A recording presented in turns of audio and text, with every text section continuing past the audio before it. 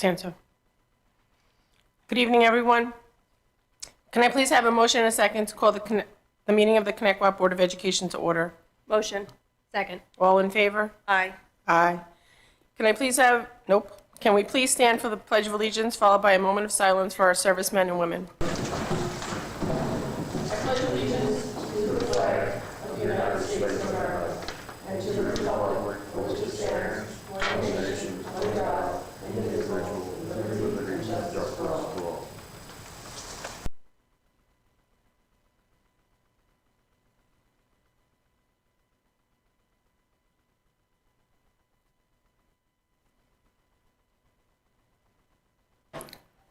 Will the district clerk please call the roll?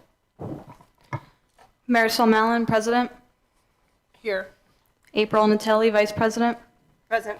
Jackie DiLorenzo, Trustee. Present. Melissa Torregrossa, Trustee. Present.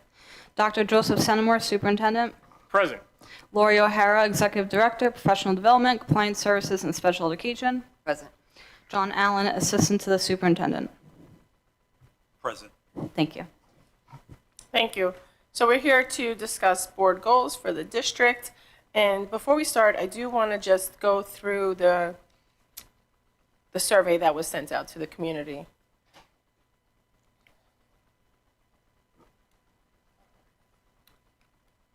So we had 327 people respond to the survey. Current Connecticut parents, we had about 205.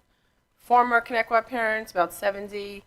Connecticut graduates responded, district residents, staff, and students. So we had a good group of people respond, so I appreciate that. Our vision and priorities. So a lot of responses in the survey were for advancing academic performance, post-high school, college preparation and well-rounded career exposure, safety, parent-teacher communication, mathematical readiness, academic AGOR and achievements, fiscal investments into academics, mental health, anti-bullying, social awareness, drug prevention, transitioning into 5th to 6th grade or 8th grade to 9th grade, technology, AI, STEM programs, for example, our taxes and how, to not make them keep going up, career and technical education, financial literacy, elementary second language, special education IEP goals and accommodations, extracurriculars, accountability, and universal pre-K for all. So some postgraduate skills and qualities that were mentioned in the survey were life skills, financial skills and literacy, communication, writing skills, career awareness, ethics, character, work ethic, grit and empathy for our students, professional skills, creating resumes, independence, self-reliance, studying skills, time management and responsibility, self-advocacy, citizenship, technical skills, social media ethics, ability to identify facts versus opinions, and core literacy and mathematical skills. So college readiness. How important is it for the district to focus on college readiness? So 54.7% thought it was very important. 42.8% thought it was somewhat important, and 2.4% didn't think it was important at all. So some of that has to do with there's BOCES programs, there's trade school opportunities, business entrepreneurial options, encourage more electives throughout the district, career exposure, especially after some highly sought after jobs, financial literacy that pertains to college costs and loans. Maybe it's not financially responsible for the student to go to college, or how to figure it out. Aligning specific college needs to career paths, preparedness through rigorous courses, SAT, ACT prep, core real-world skills, perseverance in adapting, college course credits and dual enrollment options, and local college tours. Career preparation. How important is it for the district to focus on career preparation? So an overwhelming 83.5% thought it was very important, 15.9% thought it was somewhat important, and 0.6% didn't think it was important at all. So as far as career preparation, expand the higher education, have research facilities, private sector partnerships, exposure to varying career paths or trades, utilizing the guidance counselors as a vital resource, real-world preparation and skills, exposure to local professionals, some independence, BOCES options, in-house CTE options, and hands-on experience with trades, etc. How important is it for the district to focus on life skills? 91.7% thought it was very important, 7% thought it was somewhat important, and 1.2% didn't think it was important at all. So as far as life skills, some of the survey responses was execute communication skills, teach self-reliance, teach financial literacy, time management, decision-making, problem-solving, some coping mechanisms, self-advocacy, responsibility, civics, character building, and emotional regulation. As far as academic excellence, how satisfied are you with the current academic offerings? So this was a little more split. 48% were satisfied, where 46.8% were neutral, and 5% were dissatisfied.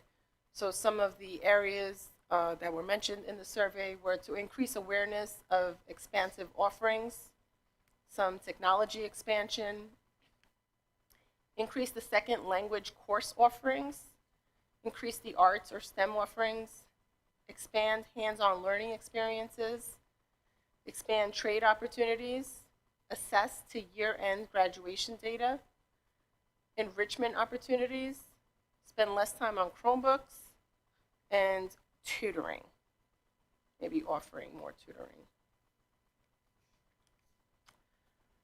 Are there specific programs or subjects you feel should be expanded or introduced? Some of the responses that we received were financial literacy and economics. That seems to be a popular theme in our survey. STEM robotics, college prep, CTE, career or vocational, political science and history, consultorium programs, life skills, music and arts, CPR, first aid, medical careers, driver's ed, agriculture and sustainability, UPK aftercare, world language in the elementary, also another common theme, citizenship, digital literacy, AI learning, volunteerism, core foundations in the reading, writing, math, cursive, mental health, communication, public speaking, the gifted program or Sequest, local trade and business partnerships, grants, special education, law, or dual enrollment in AP course offerings. What challenges do you see to student academic success? And some of the responses that we received was too much use of technology, the class sizes, there's not enough group work, home support, I'm assuming not enough home support, lack of civic knowledge, cell phones, politics, lack of resources, mental health, lack of academic support and extra help, teacher recruitment, need for innovative strategies, AI accountability, lack of foundational literacy skills. They also feel there's too much homework, and social media and social challenges, student tardiness, lack of full student schedules at the high school level, accountability and responsibility, student awareness of opportunities, lack of hands-on experience, safety, lack of student confidence, early start times, guidance support, identification of post-high school interests, student-teacher engagement, post-high school financial barriers. So how effective is the district in communicating with families and the community? 51.4% thought the district was effective, 38.2% thought were neutral, and 10% was ineffective.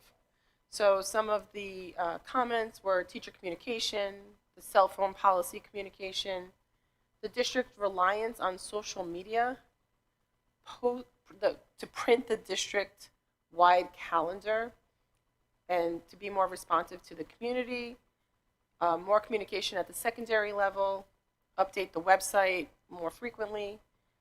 Parent Square is mixed responses.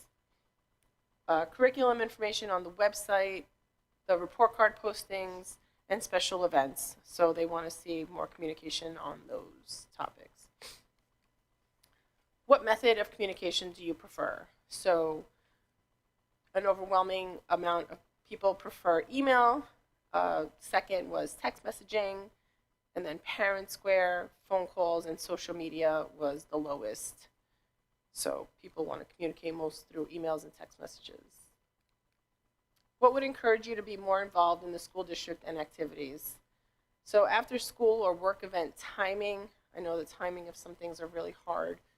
Recruitment, timely communication and notice, being part of the planning decision making, inclusivity to those with special needs, community-focused events, farming activities, academic activities, student-led activities, offer more club offerings, free babysitting, and schedule of school activities on the district website. Do you feel schools in the district provide a safe and supportive environment? So 53.8% agreed, 34% strongly agreed, and 11% disagreed. So some of the safety and well-being issues that were highlighted were backpacks, extra help, maybe provide more parent opportunities, the bullying issues, coaching engagements, support for students from all backgrounds, ID badge enforcement, bus tracking, more security presence, residency, and a political district. What improvements do you suggest regarding mental health resources and bullying prevention? So some of the responses that we had were accountability, identifying the issue, more supervision, restorative practices, long-term solutions, data, mediation, a cultural change, social worker classroom visits, team building, consistency of follow-through, the social media utilization of outside resources, stricter and more consistent discipline, more professional development, student-teacher, teaching students how to address the bullying, wellness visits for all the students, MTSS support, increase the mental health staff, have more assemblies, digital and cyberbullying information, anonymous reporting, bystander training, and have older student peer mentoring to younger students, and increased education. What improvements would you like to see with our extracurricular resources?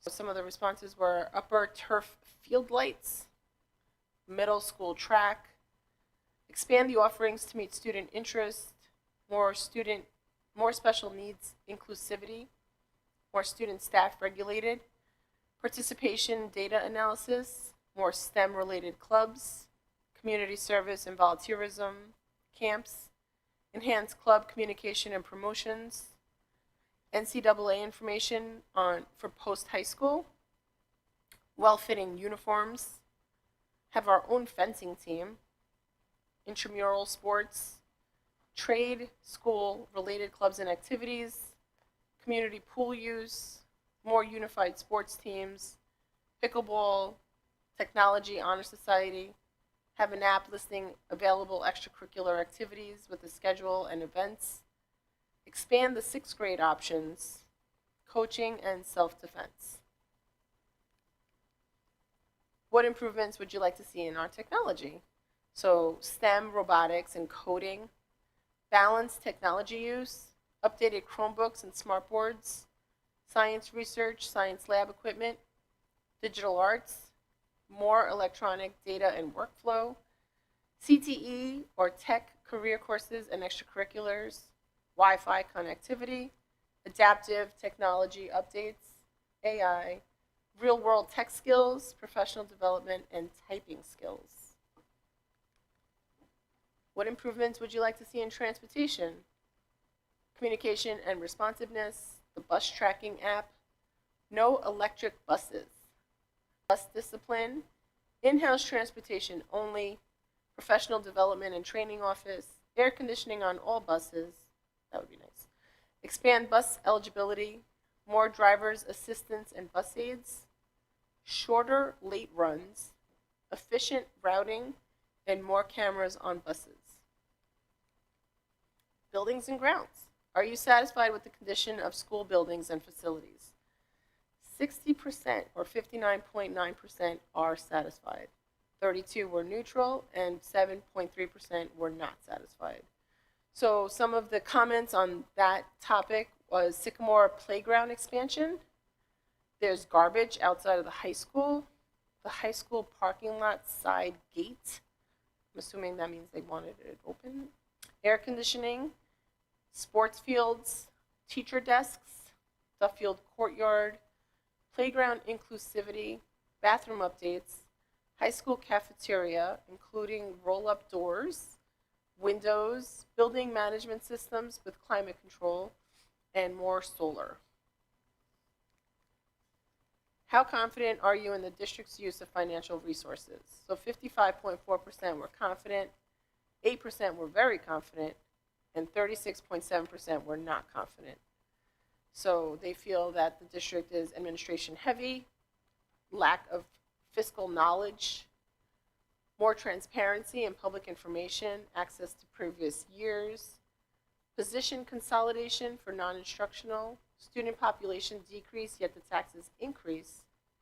There's too much allocated to athletics, not enough is allocated to facilities, reduced legal fees, increased substitution pay, increased support staff, fiscal support for families in need, as far as like yearbooks and field trips, etc.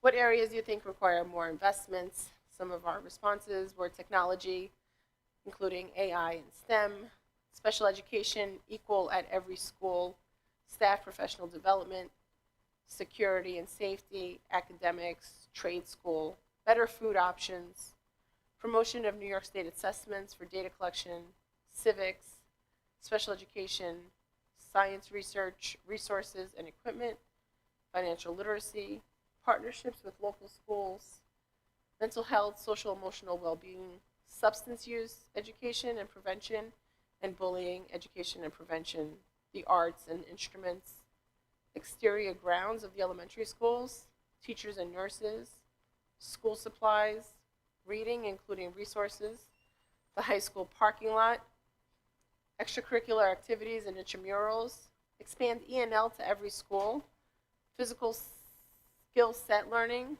UPK expansion, communication, and bathroom updates. So in summary of these things, of these themes, as far as academic excellence and students' preparation, the summary, strong focus on core academics, especially early reading and math, along with higher expectation and greater access to advanced courses. College, career, and life readiness, prepare students for life after high school through career and technical programs, trade pathways, internships, dual enrollment, and financial literacy. Student well-being, safety, and climate, and school climate, mental health and safety were the top concerns. Stronger wellness supports, clear and consistent enforced behavior expectation, continued efforts to prevent bullying and improve school climate, inclusion, equity, and student support, inclusive practices and reliable services for students with disabilities, fair and equal access to all programs, E&L needs and other learning differences, enrichment, engagement, and whole child development. So to create a well-rounded school experience that includes the arts, athletics, clubs, electives, leadership opportunities, and hands-on learning beyond the classroom. Technology, STEM, and innovation, STEM learning, robotics, coding, and digital skills, while also expressing concerns about screen time.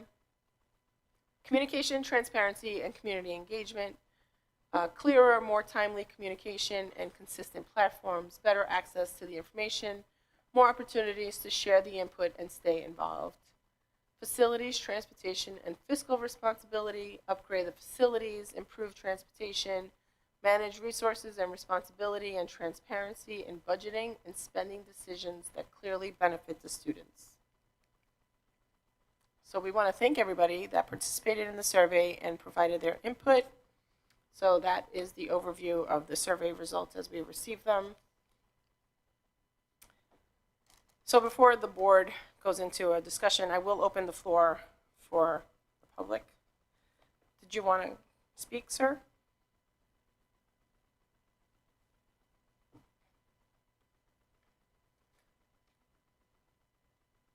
Did you want to speak?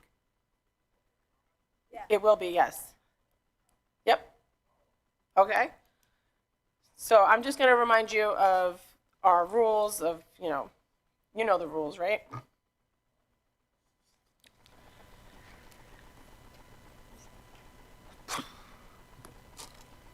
Good evening. I want to thank the board for sending the survey out. I think it was a great idea, and I personally appreciate it.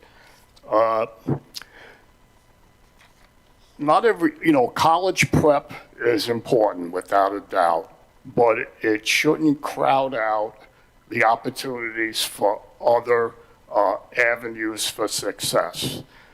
Many years ago, every school had shop classes. There was a carpentry shop, there was an electrical shop, there was a metalworking shop, there was an automotive shop. So kids that weren't inclined to go to college kind of felt like they were part of something, okay, and possibly would steer them in an alternate direction. Every trade has a trade school, okay? I have a son who has a very successful construction business, and he has trouble recruiting young people to take the place of long-term employees that are ready to retire. A lot of it has to do with that kids are not steered in that, who are inclined to, are not steered in that direction at all. And he's developed a relationship with local school districts, and that has helped to some degree. So, a college degree does not guarantee that you're going to get a job, okay? So I think it would be a good idea to consider possibly offering shop classes back again, if possible, and maybe that would help change the mindset. Now, there's going to be a big opportunity because in all reality, what's happening now is that because a lot of hands-on employers can't get kids, American kids to hire, they're forced to hire people that are here illegally, okay? Now, because we all know what's happening now, a lot of them are being shipped back because they broke the law.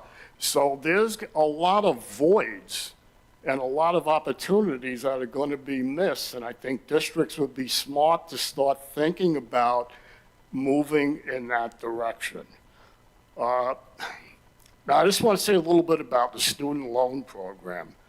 And when you look at it from a business standpoint, think about this. You have banks that lend young people with just about zero credit history and zero work experience, $20,000 to $80,000 a year, okay? The schools are guaranteed their money.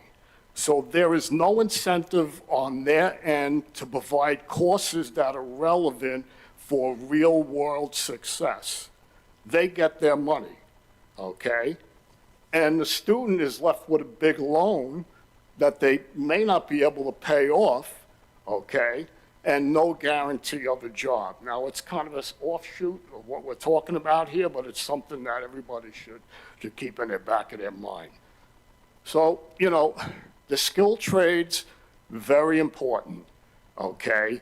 They will not be replaced by artificial intelligence because all the skilled trades require critical thinking, okay, and real intelligence. Thank you. Thank you very much. Thank you very much. Just one other question. Are you going to be sending a copy of the results out to the community? We will post them on the district website. Okay, all right, thank you. You're welcome.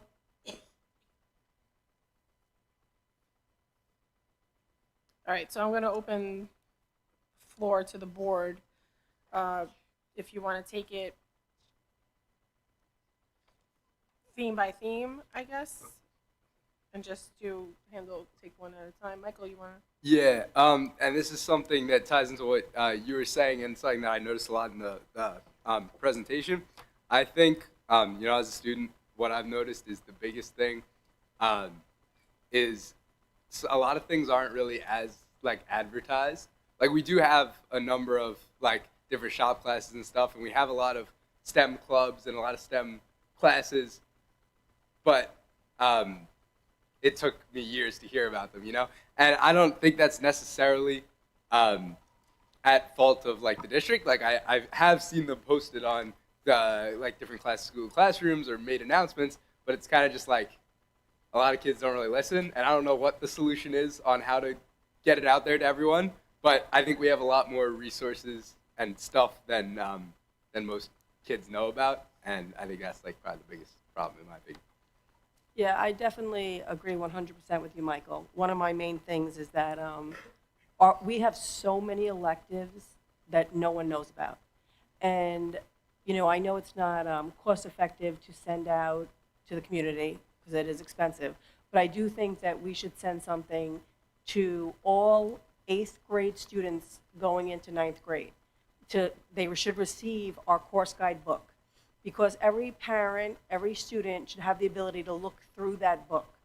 And a physical book everybody's not going on the website, going through every single, what's in the arts, what's in the English, what's in the social studies. Sometimes you don't even realize certain classes are categorized under those categories. So I definitely would advocate to send a course guide book home. Again, it's only one student population, even if we did it right before you went into high school, and it's something you can keep for the 4 years. Obviously, things change, but at least they have the bulk of what we offer in the school. And Marisol, as for each topic, I'm not sure if we want to do that, or if we want to just maybe say what our goals are, so that we don't, I don't want to waste, because facilities, things like that, not everything, it's up to everybody else, but, if we don't have something to say on that topic. Right, so then you wouldn't say anything when we got to that topic. But Michael, to your point, I also agree with what you're saying, because I know for the sign language class that was an elective a few years ago, not many students knew about it. So I didn't know we had a sign language class. Correct. So only select few people knew about it, and then we ended up not being able to offer the class. So I don't also know what the solution is. Maybe post them outside of guidance if a new elective comes about, or I'm not sure. But I agree with you that we have a vast array of electives that are offered, and a lot of students don't know about a lot of them.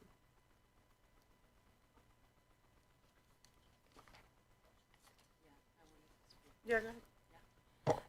So I do know how you can fix this. I don't agree with the cost effective and that it's costly to send something home. I don't agree with 8th grade. I think it should be 9th grade. Kids that are going into 9th grade or in 9th grade, we mail it home to all of the 9th graders. I came from a guidance counselor. They have to essentially evaluate each kid and determine, would this kid benefit from, let's say, welding?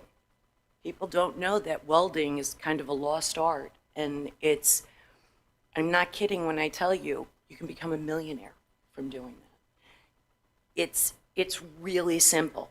It's when you weigh against cost value and what's beneficial to the kids, you send it home, you mail it home. You have it posted outside of guidance, but you have the guidance counselors kind of evaluate each kid. Maybe at the end of 9th grade, maybe in the middle of 9th grade. But there are distinct ways that it should be done, and that it was done years and years ago. I understand everything is computerized, but clearly that didn't work with you, and you're a really good student. You see what I'm saying? So that's what I think. Again, sometimes you have to go back to old school. Just my opinion. I also just wanted to add to that, I guess, same point of people not knowing what's available. Beyond just classes, I know we have a woman at the school, Mrs. Rapone, who does a lot of the career stuff, and has been incredibly helpful. Every time I interacted with her, she helped me get a job, helped me with my resume, helped me go on job shadows. I just think not all the kids know about that we have this like resource at our school. So I think that's another thing that needs to be, I guess, a little bit more advertised.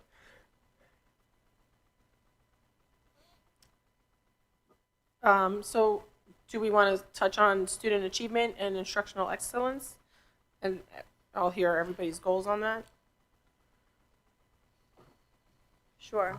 My goal, which we did discuss at the last meeting when we were discussing goals, is for academic excellence is the same as it was last year, and I know we're working towards it, that kids who want to go into vocational, being a cop, a fireman, anything like that, that they can acquire their associate's degree while still in high school. So they actually do not need to go to college afterwards. They can apply and be part of the workforce right away. I do like that. That's a really good goal to have. One of my goals is to see the math and the English scores increase. I know that New York Reimagines is looking to add more CTE and career readiness programs beyond college. So I do like that part of it, because not everyone is meant to go to college and not everyone can go to college. So there are resources for post high school and not necessarily just college.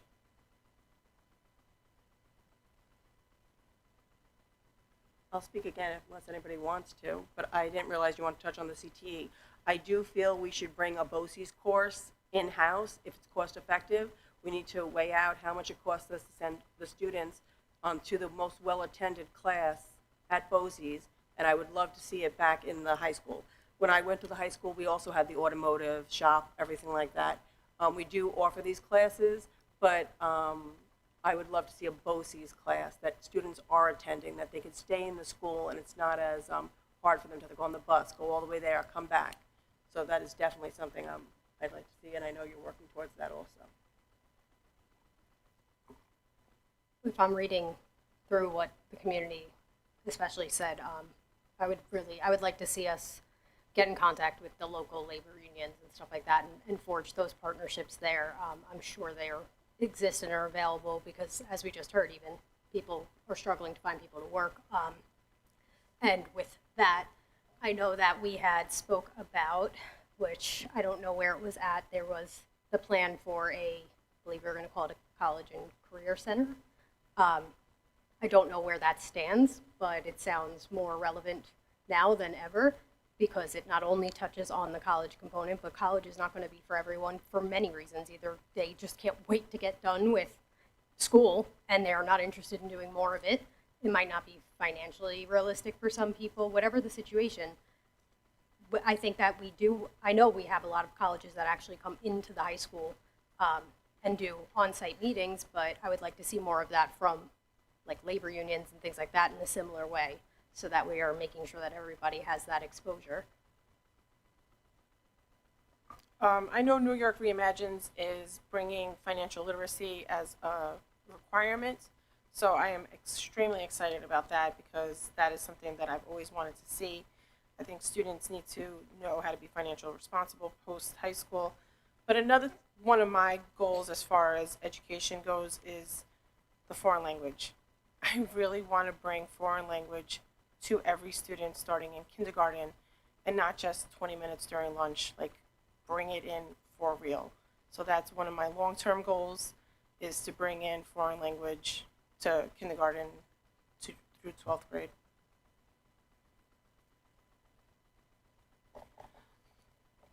Listen, this isn't going to make me popular. I'd like to see math not be as convoluted and almost counterintuitive. I'd like to see it go back to basics, maybe get better grades, make it easier for the kids to learn. Again, not going to make me popular with that statement, but I'd like to see that. And It's okay, it's not about really being popular, it's about focusing- having goals. and focusing a lot more on English and knowing how to write a cover letter, having kids know what a verb is, a pronoun. It's just my, And even as simple of as my learning how goals. to write in cursive I'm sorry? script. Yes, cursive. Cursive. Can I share a goal as well? I would say, and I guess this is a little bit of a pet peeve of mine. In the past 2 years, I've become a lot more interested in the coursework that I'm doing, and it's kind of made me a little bit more motivated and excited about doing my schoolwork. I feel like a lot of kids, even if they're interested in the topics, like I have friends who want to go to into like the trades after, and they're taking all of our shop classes and stuff. It's like stuff that they're clearly interested in, but a lot of kids are just really, I guess, unexcited. And I don't know what the fix for that is, but I know school got a lot easier for me once I got excited about it. Like I love math, and Calc BC. It's not an easy class, but I love going and doing the work because I really like it. And I think I don't know. It feels like for a lot of people, school is such a chore, and I think that if there could be kind of like a mindset shift, I don't know how that would be, but I think it would make it a lot easier for a lot of people. Thank you. Does anybody else have anything on student achievement and instructional? I have a few things to say actually about all of this, which I understand all of this, and I don't want anybody's efforts, to go to waste. So I think it's actually very good. We can use a lot of what's in this, but I just want to make sure we're not losing sight of our role. We're supposed to be the 30,000-foot view, and while I agree with the trades, I'd love to see foreign language. I would love to see all that.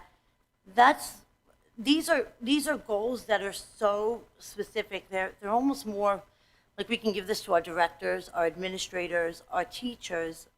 Let them use this, because we have to actually come up with goals that you can measure.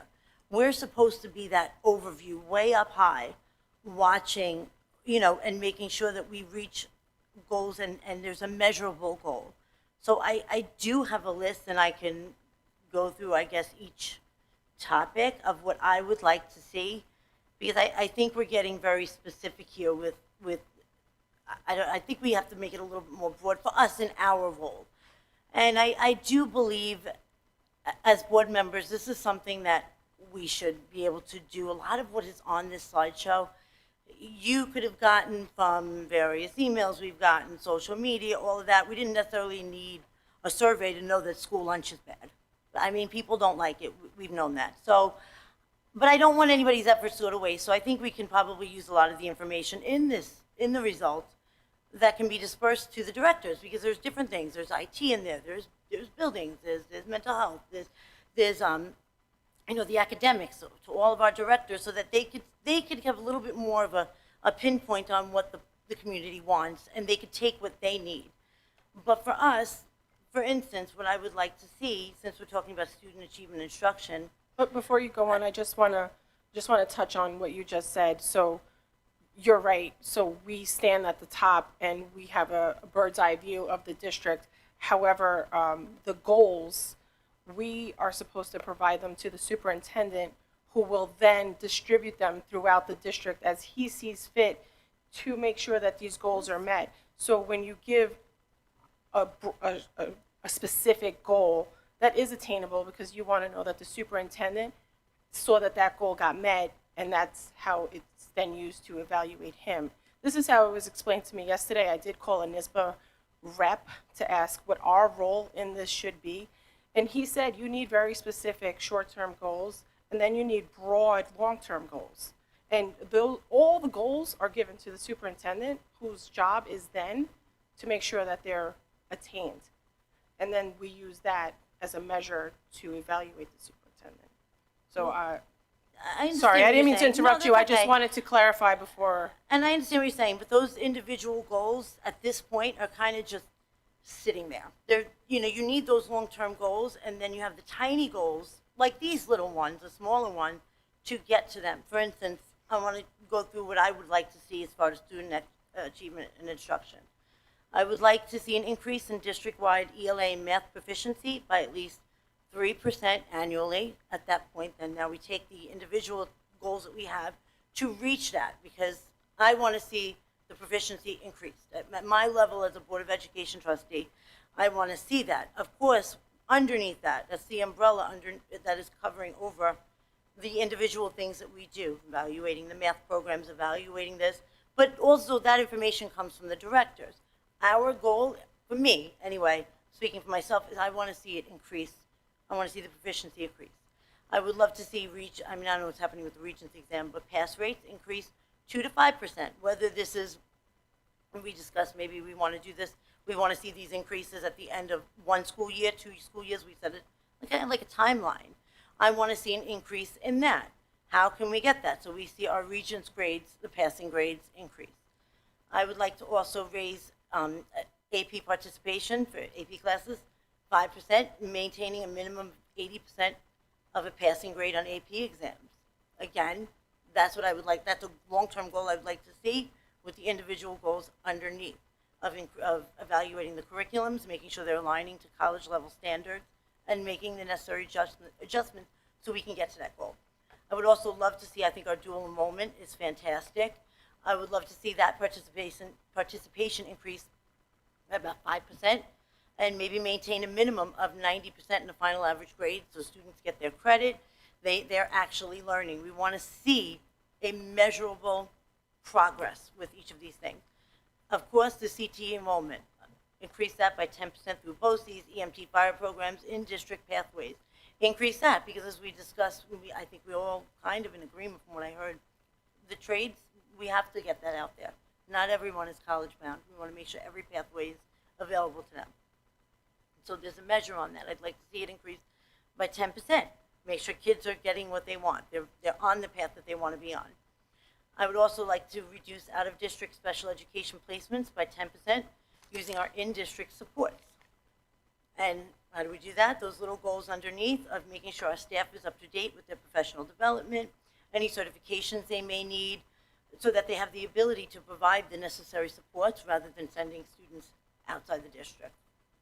I also want to see our IEP compliance for timely evaluations, annual reviews, service delivery, so that we can reach.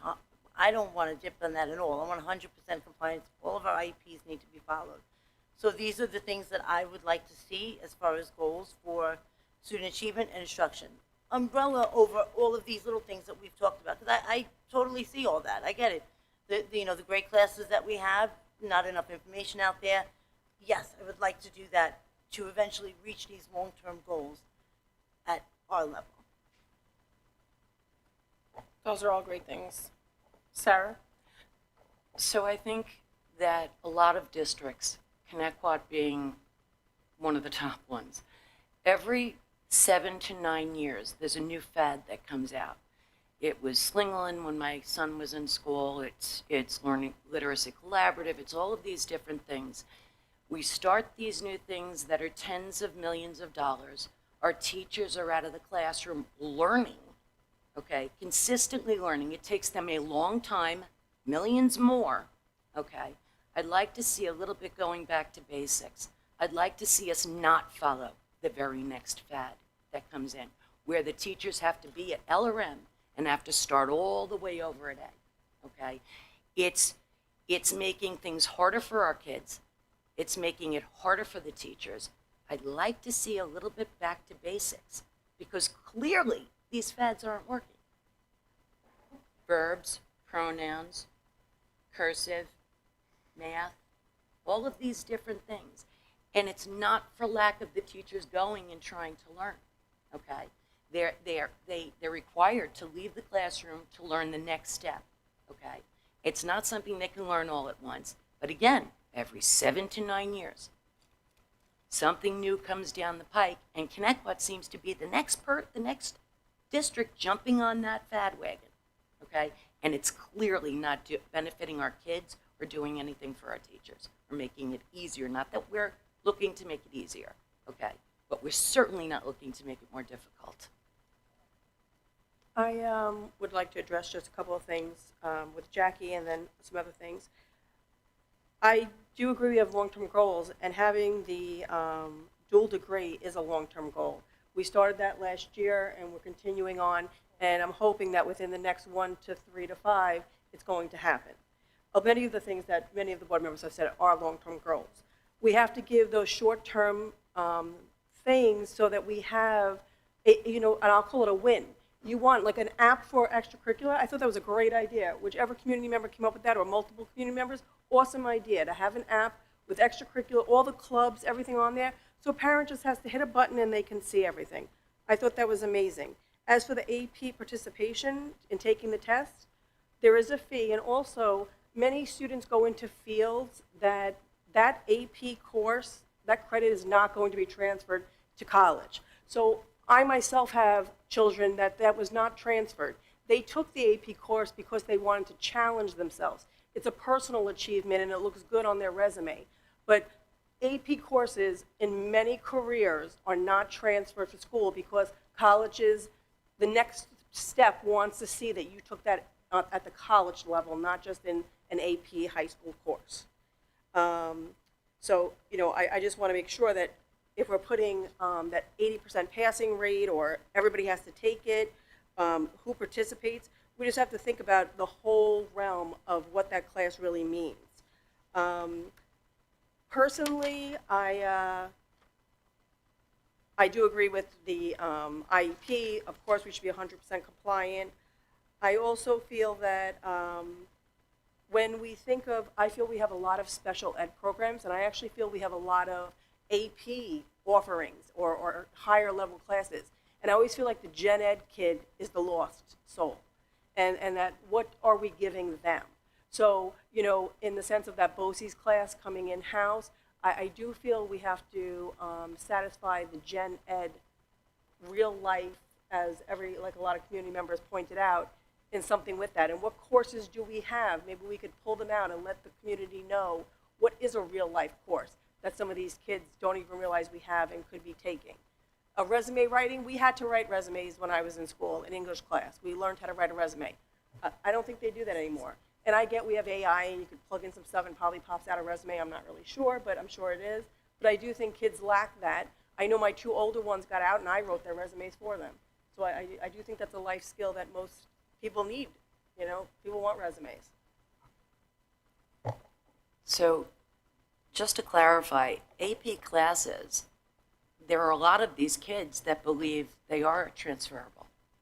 And I know it because it happened with my daughter. So, just to clarify that. Also, I didn't learn it in English. I actually learned it in business class.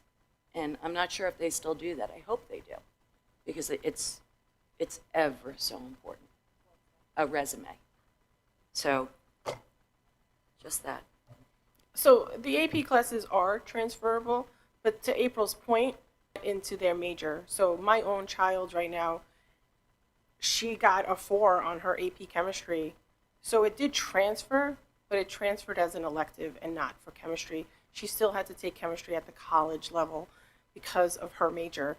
So they do transfer, but and some schools only take 5s, some schools take 3s, some schools only take 4s or 5s. So it depends on the school your child goes to. So APs could be a little tricky, I guess, in a sense. It is a good challenge for the high school student. It is a good goal to have, Jackie, but there are a lot of innuendo. Variables. Right. All right. Moving on to special education and student support. If anybody wants to start with their goals on that topic.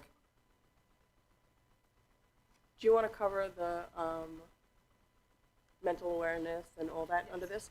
So I would like to see a program where we are building character building and bully prevention from kindergarten up. I feel we're lacking in the lower grades, so by the time the kids do reach high school, not that, we're not old enough to know, but we didn't teach them the best we could have. And I think we can do a lot more.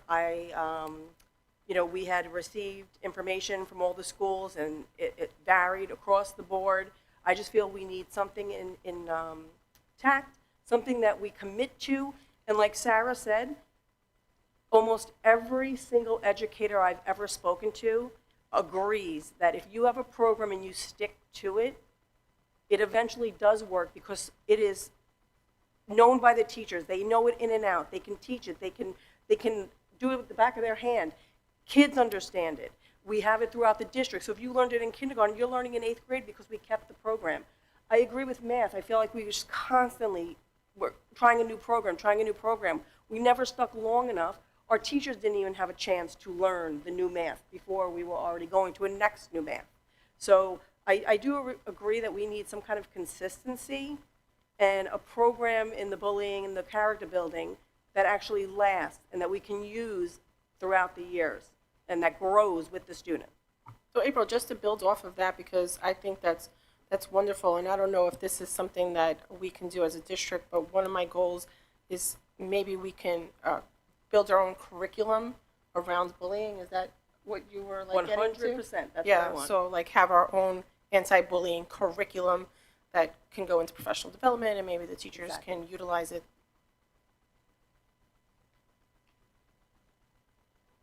That can be a short-term and long-term goal, because I want it to happen soon, but I want us to build on it so that every year we're working towards something new with the next. So you're 5, you learn this, you're 6, 7, 8. And by the time you get to high school, you again know it like the back of your hand. Correct. Sarah? Yeah, I'd like to see less tolerance for the bullying. Okay. That's it, from an early age on up. I do believe they all need to learn from kindergarten up, for sure. I think they're trying to do that. I think it also has to happen at home. Clearly, we all know that. But if there's a little less tolerance for the actual bullies, instead of putting the bully in with the prey and having a conversation and then having them go on their way, that doesn't work. Clearly, also, there are degrees of issues. Okay, I'm not talking about the first offense or even the second offense. But clearly, if it's like baseball, 3 strikes, you're out. I'd like to see a little more of that, a little less of the district acquiescing to a threat of being sued. Give me a break. So, obviously, mental health and things of that nature are near and dear to my heart. I think we have to be careful, right? And this is going to sound interesting coming from me, about towing a line when we start talking about bringing mental health and those sort of things into the classroom, only because Sarah just said it starts at home, right? And at the same time, we have to. It's a moot point if that's not what, let's say, that's not the lesson a parent would like to teach their child. So I think that there's a way we do this. I think something that lacks massively is an understanding on almost the education component. Everybody knows what the word bully means, but I don't know that enough emphasis is put on some of the long-term impacts that it can have on people, right? It's always just you're mean to somebody or this, and it doesn't really expand on what that looks like, as well as if you were an adult, the ramifications of some of the actions you're participating in as a minor, right? I don't know that there's enough of an understanding on that, and I do think it starts in elementary school, but I think we need to do better than just be nice and mean what you say, but don't say it mean, because it's how long we've been hearing that since I was in school, right? And it's just getting meaner out there in all actuality, and now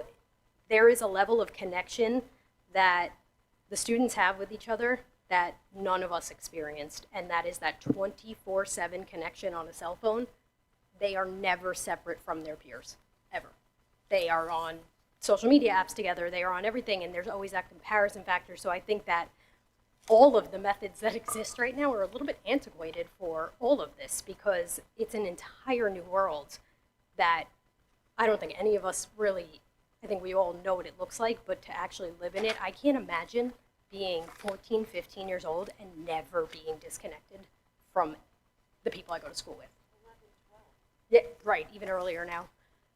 So I like, for me, I think you kind of hit it, like developing our own programs. Like, outside resources are great for beyond us, but I think that those need to just really be like a really loose foundation, and then we need to like connect, quantify it, and make it make sense for us.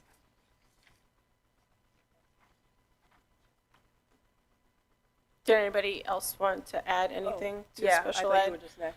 No, that's Oh, okay. I I just- also, sorry. Go ahead. No, you, go you ahead. go. You go. You hit me before. You hit before I did. Go No, ahead. that's okay. I also want to make sure that we support the students in teaching them how to self-advocate for themselves, how to be their own voice. So I think that that would be a good goal to have for the district, teach kids self-advocacy. April? I just wanted to add that in October, the NISBA weekend that I participated online, you guys went in person, they had the workshop, and I really feel like we have to maybe use some of these resources on how to do character building in the elementary school. And I thought so many of the ideas they had were amazing. Down to, it's literally a 5-minute lesson every day. That's it, 5 minutes out of the classroom time of just writing down, what did you like about your morning? You know, just teaching them to think positively versus negatively. It is so simple, and it's not intrusive, you know, like Melissa said, because it shouldn't be, because, you know, I agree that, you know, there's things you should teach at home. But this is just a simple mindset of every day, no matter which age group you are, you take the 1 to 5 minutes, and you're writing a positive thing. And they had a different question every day, and they had, so there's a lot of material out there. I just feel we're not grabbing it. And if we take the time to do our own curriculum, and we take the time to grab all these things that are out there, I really think we'd have an amazing program. So I agree with the self-advocating, for sure. But again, there's an issue when it starts at an early age. These kids are self-advocating and going to the proper person, and they're put in a room essentially to sing Kumbaya with their bully, okay? And then they go off on their own. And it doesn't stop. And it doesn't stop because of the social media and the things that these kids are going through. So having said that, yeah, April, I agree with you, sounds really great in theory. I don't know an elementary school teacher in our district that doesn't do, to a certain degree, some more than others clearly, but they all essentially do what you're saying about the writing down and teaching and the kind of the self-love, and they teach against bullying. That's not working. We need to figure out how to help our kids. By the way, the bullies as well. Down the line in life, you're going to have to learn that there are consequences. Go ahead, Melissa. I just, off of mental health, but still under this umbrella, I do want to also look at, somebody had mentioned it within these results, and it is really important to make sure that all the resourcing across schools is consistent, that certain schools don't have certain things available that others might not, because that's just really not, it's not fair and it's not right.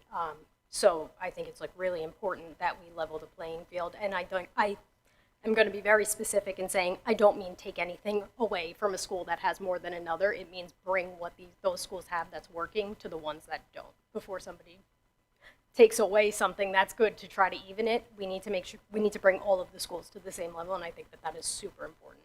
You think they're not? They're not. Check. So yeah, I'm hearing what everybody's saying, and one of the things I want to bring up is that many years ago, I had advocated for, God bless you, exactly that, for us to come up with our own curriculums, which is where the EASL curriculum came from. that is exactly that. That is staff coming up with, we have incredible mental health staff, and they are coming up with their own curriculum. So I would like to see that continue. It's still in the works. It's, always a work in progress. But that is something that is happening. Another thing, bringing down to the elementary levels, which I'd also like to see that through, is the LICAB initiative of 24 student ambassadors. And one of the things that they're doing is they are, which I know I've talked about it with the mental health committee update, they're bringing that down to the elementary level, because it is important to get to those students at that age. Of course, like I know one of you said, it starts at home, right? Of course, a lot of that starts at home, and we have to remember that there are certain things that we can only do so much as a school. So, but we are doing that, and the other thing that I know you talked about, which I actually saw on here from the survey, it's actually something that I do not agree with, and you touched on it, not with those terms, though, Sarah, so I agree with you that this whole sit in a room and kumbaya, talk to each other, is restorative practices. Absolutely not. I would not support that. I know that that's basically what you were saying is not restorative practices. I don't agree with that, because that is not something you want to just sit there and you talk. And, I don't want to go there. It has a tendency to become more on the political side. It's a slippery slope. I do not want to see this district go down. That is not something I want to see implemented, because I agree with you there.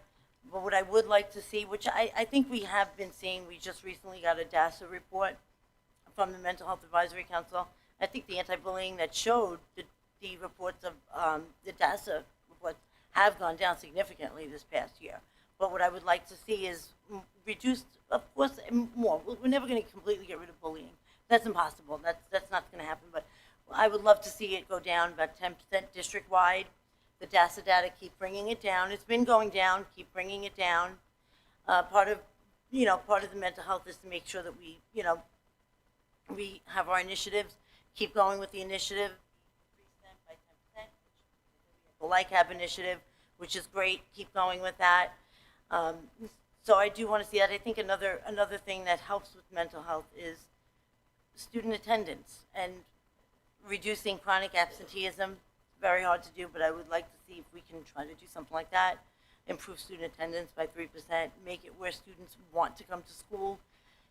And that's all mental health. A lot of that is mental health. Make sure that they have the supports in place. So I would like to see all of that. So we agree on certain things for sure. We're talking about self-advocating. When a child goes to the proper authority, when issues are occurring, and they're put in a room to do the kumbaya, okay? They're essentially being sent on their way as though it's been settled, and it's not, okay? It very rarely is. Having said that, okay, then you come to the issue of DASA going down. DASA is the highest level, okay? It's a parent coming in, filling out a formal report, having a DASA investigation. Do you know how much bullying goes on before it ever even touches DASA? Okay? And if you have a lot of kids in elementary school that are self-advocating and nothing's coming of it, okay, and their bullies are still out there doubling down because they told, okay, and they're begging their parents, don't go to school, please don't complain, it's only going to get worse. So there's a question, I think, as to why DASA has gone down.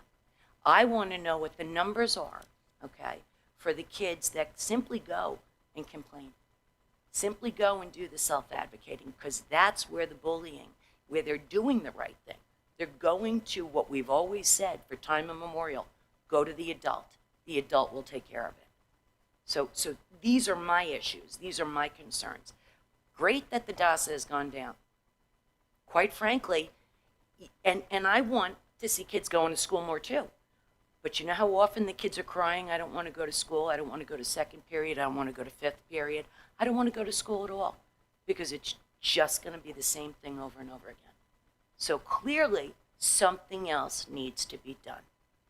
At the very start, I want to see numbers as to what kids are complaining, how many, not what kids, but how many. Okay, from the bottom on up.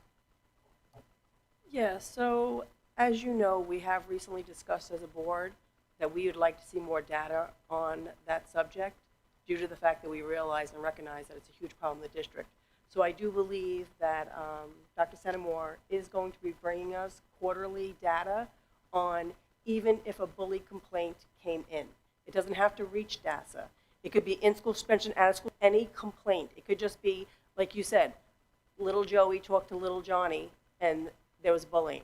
We want to know because we need to recognize that because we can't improve unless we have that data. So 100%.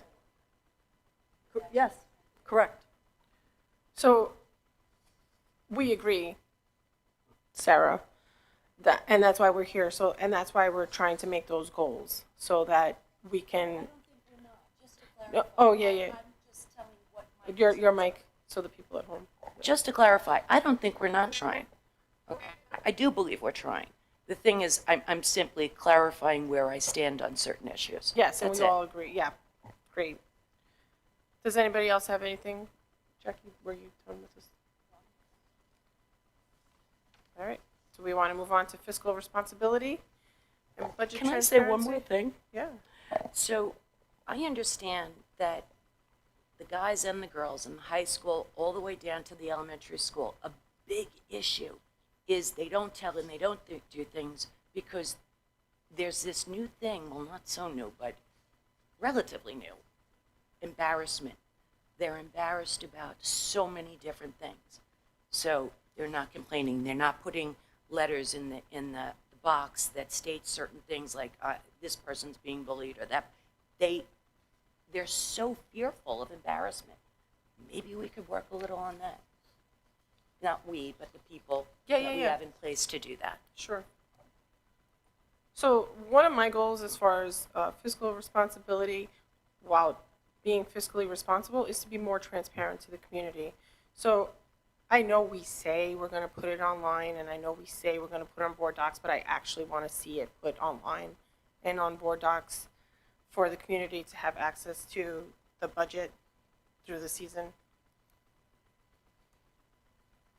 Yeah, I definitely agree in transparency because of the fact that we are privy to a lot of things up here on the board that the public doesn't know, and I think we forget sometimes that they don't know. You know, just like all these programs and everything we're talking about, why many of us say in-house, because some of these programs, to go out and buy a program and get training, could be like $100,000. If we want to keep our taxes down, our state aid is down, we need to be more responsible when bringing in these new programs or thinking about new ideas. And that's why, you know, as time shifts, sometimes you come back to the old, go with the new, it depends. But we have to always be responsible enough to recognize that which way is the best way for the students, and is it also financially responsible for the district to make that change, and for the taxpayers. Because our job up here is to make sure that we're speaking for the community. I'd like to see budget advisory committees come back. 20 years ago we had them. It made a lot more transparent. And I'd also like to see what monies were moved out of what line item to other places immediately after the budget was passed. I'd like to see things like that. That's a type of transparency as well. So that's where I'm at.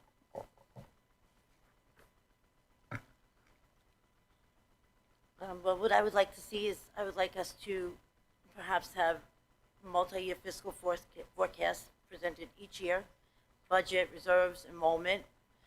I want to see the annual budget increase minimum, maybe 2%. I mean, a lot less would be great, but, you know, I don't want it, I mean, a maximum, not a minimum. Wait, you want the budget increased 2%? Is that what you No, I said? don't, I'm saying I don't want to see it go over. I don't want to be, gotcha. yeah. Yep. My wording was off, sorry. No. A long day. No, But, I get you. Yeah, while maintaining, of course, while maintaining our program quality, because we are here first to educate the child, so I want to see that. I would like to see clean audit results with no material weaknesses. I know we've seen, you know, some things in the internal audit, the external audit. I would like to see that improve.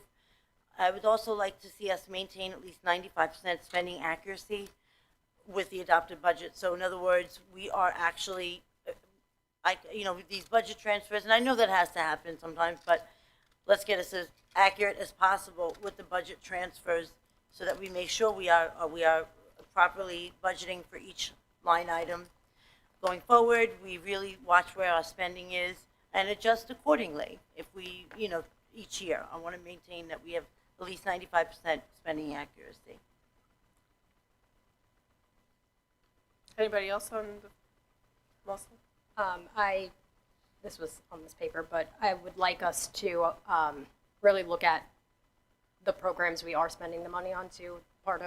I think that we get presented things sometimes and it sounds like so good, but we have 7 other programs that do bits and pieces of that thing that just got presented to us. Like, example, we have Mrs. Yoni Kohler, and she just told us about the new program that she's bringing in that's going to replace one that is not only less expensive, but covers all the bases and some of the one that we had. So I want to make sure that we are staying up to date with what is going to be the most helpful, but not just adding that on top of something we already have. Like, this program does this piece, but this program does this piece. Chances are, if we're thinking of it, somebody's thinking of it exists. So I really want to do better at consolidating all the money that we spend on all of these different programs that probably there's one that exists or they're just overlapping each other and it's not necessary. And I know that part of them is on here actually like an efficiency audit for like, it sounds good in the moment, but when you look at it from that 30,000 foot view of everything that we have, it's actually maybe a little duplicative, if you will. And Sarah, I'm sure you'll agree as far as the fiscal responsibility to apply for and write as many grants as possible. Yes. I'd like to see if we can bring things in to teach students how to potentially write grants. That's a good way for them to make money if they're going to school, indoor trade school. Teaching kids how to write grants. That's great.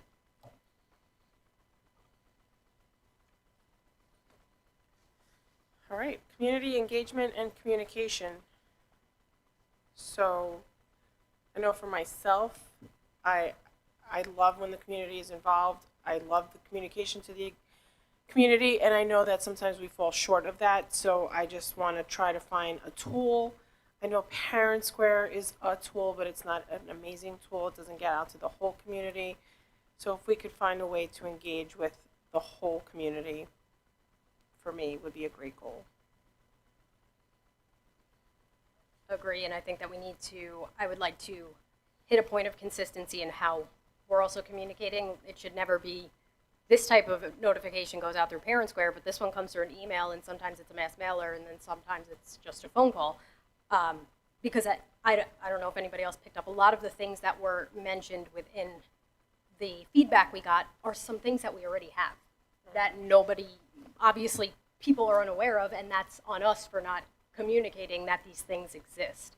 So clearly our vehicle for communication could use some work. I know that we have heard a community member more than once discuss wanting to be involved in the district and wanting to stay involved in the community, but not having kids in the district anymore.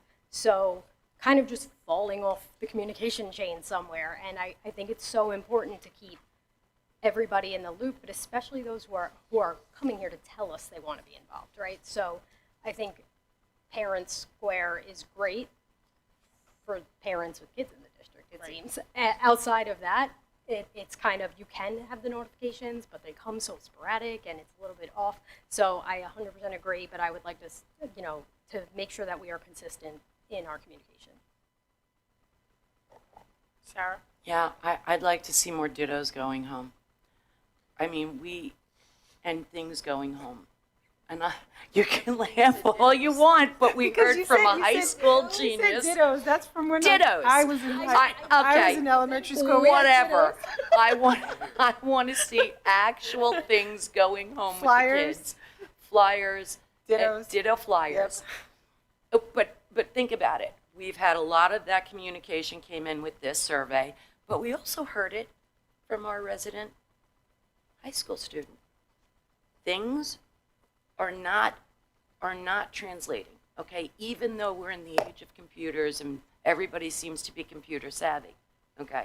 There are certain things I think need to go home. Again, may not make me popular. Oh, and my phone number's out there, my personal phone number. You don't have to go through the district clerk. You don't have to go through the school email. All my information is out there. Anybody wants it, you don't have to agree with me. If you have a question, you want to keep it private, you want to argue, call me or email me. Or send me a ditto. Jackie? I don't know, that was good. So, one of the things that I'm torn with this because it costs money to send things home, and I know that.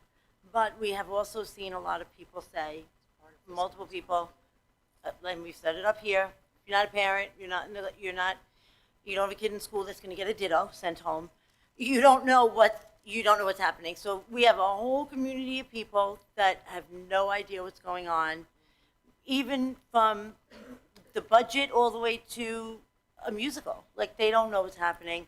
And I don't know that going this route is the way to do it, but ideally, I would like to see a quarterly communication go out to every single community member that has updates on the budget, anything safety, our academics, facilities, what capital projects we're doing, and extracurriculars, what's happening in the community. I would love to increase that communication. No, that was me, I'm sorry. Okay, oh, that's okay. I would like to see that increase to everybody, because if you don't have a kid in the school, you could be missing out. I don't want anybody to miss out, and we have heard this from people before. Again, money is a thing. It costs money to send things out to every single community member, but it's a goal I would like to see us get to, just getting there. I agree with you 100%. Having said that, a part of fiscal responsibility is doing the right thing. Now, we may not be able to send dittos home to everybody, but I'll tell you something that was important. And this, believe it or not, is a part of fiscal responsibility as well. Everyone in this community got a calendar, which told a lot of everything that was going on, from plays to votes, to budget votes, to meetings, to everything, okay? And a part of fiscal responsibility, I can't believe how little turnout we have in meetings. I can't believe how little turnout we have even on votes, okay? That would change if everyone in the community, okay, everyone who's voted in the community, because that's the way you kind of gauge it in the past, they get an actual calendar home. I'm sorry, that's a part of fiscal responsibility. It may cost something, but it also will get a lot more people out doing things. So we have advocated for the calendar before. Not everybody in the board wants the physical calendar. They're the phone savvy people. But I like a calendar, a physical calendar. But I also understand that if we're going to spend money on a calendar, then we have to look at another budget line to see where we're going to take from. We can't just keep on adding because we don't have the resources coming in to add. So that's our job as a board, to find another line item that isn't spending the money that we could use as a resource. I also, one of the community members last year had said that a neighboring school district gets their community to put ads in the calendar, and it pays for the calendar itself, which I thought was a great idea also. But now who's taking on that task to go out and get these people to, put this in the calendar? Maybe we could advocate to our PTAs to help us with the calendar resource.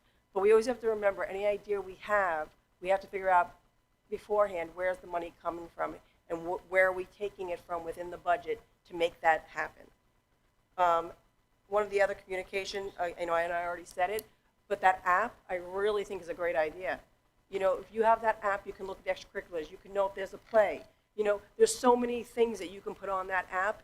And as I think, Melissa, you pointed out, in the society of you're always on your phone, no matter if you're a child, an adult, you're going to hit that app before anything else. So I really think that's an amazing idea. I like the idea of an app too, but I think we're missing a whole demographic of people that do not. They may even still have a flip phone. Then they're still not getting it. And the way that I feel like you can really reach people is good old United States Postal Service. I do. And I know it is a fiscal piece, but the calendar, I absolutely agree. Calendar, and you can load that thing with a ton of information. I mean, we decide the school calendar, concerts are decided, things are decided, and even the musicals. No, you may not know what musical is, but you know RMS is doing a musical on this weekend. Like, we could have that out there and have that information. And within that, even if you can put something in there with, tie it into like electronically, like here's a link for, more information on this. So somebody could go to a computer if they want to, or just load it up with information, get that calendar out there. I mean, that was such a big thing that we had growing up. And I do believe people miss it. I honestly have not heard anyone ever say, oh, I'm so glad I don't get a calendar anymore. I mean, they don't. What we do hear about it is, I wish I still got a calendar in the mail. So I think it's something we should really look at, and I think that would help increase. That is, I believe that should be a goal of ours, to really help community engagement. We can get more people to events, list our committees in there, list everything in that calendar, because we all live by our calendars. I mean, I know I do anyway. So I agree, calendar.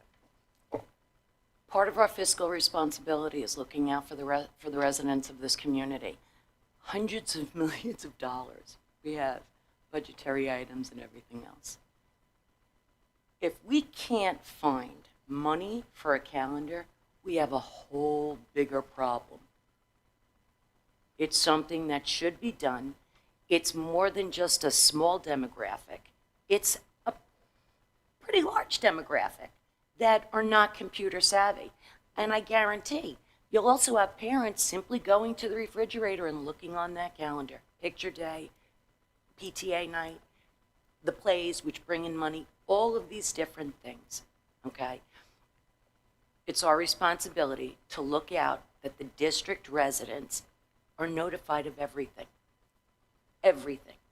And clearly it hasn't been working. So let's find the money with all the money we're using here. This is just a idea too. Like, it's not necessarily that, but like, if you look at try to take all of the feedback we got and kind of like boil it into one, right? Even if we went the physical calendar route, we read on there that we wanted more student-led and like the student to be part of it. I don't know, we have K through 12, but 1 through 12. Each one designs the picture that's on the month for that calendar. It has a QR code that links to an app that maybe in the high school there's an elective that we create in which they learn how to do things like that, like code an app. And like they're part of the making of it, right? So I think that there's ways that talk about like being responsible. It doesn't have to be, this is going to be a cost sink. This. I think the calendar can be something that can become fun rather than sounding like it's this. Also, like I get so many well, right, but I think also the other, and printing, right? But I get so many like weird calendars. I would much rather have a district one, like just strange things. I think that we saw a lot about involving partnerships with local businesses to, like, what a way to start partnerships there, and like they have their advertisement in it, and then we start discussions about that for career preparedness. Like, who knows, that it could also like stem off in a lot of different ways, but I think that it would be a really useful thing, because even I'm on my phone plenty, but sometimes I just like to write it. I don't necessarily want it on a computer. I want to see it in front of me. Yeah. Yeah, I like the idea of having the kids involved. And if we didn't go that route, even what we used to do is photos. I mean, I used to look in there when I was little, and I would see if my friends were in there. I mean, it was, so I think I definitely think we should. I think we have heard plenty over the years that people want a calendar sent home. They want that. So I do think that it would be our responsibility to find a way to make that happen. I have one more thing for communication. I brought this up before.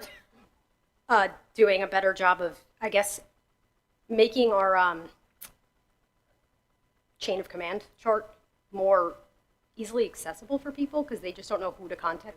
Or organization chart, there you go. More easily accessible. I know you have to like search it on the website. It's probably under one of the subheadings, but it should be something that's very front and center. So I know if I had this problem, this is who I should be going to.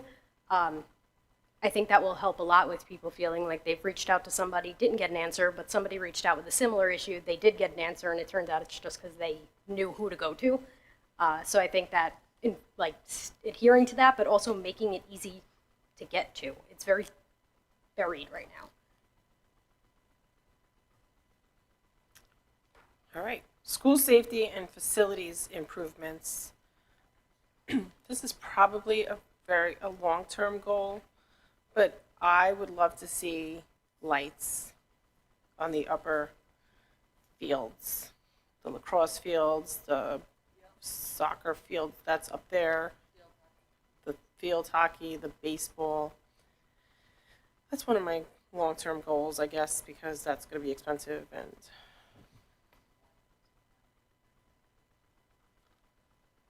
go ahead, Jack.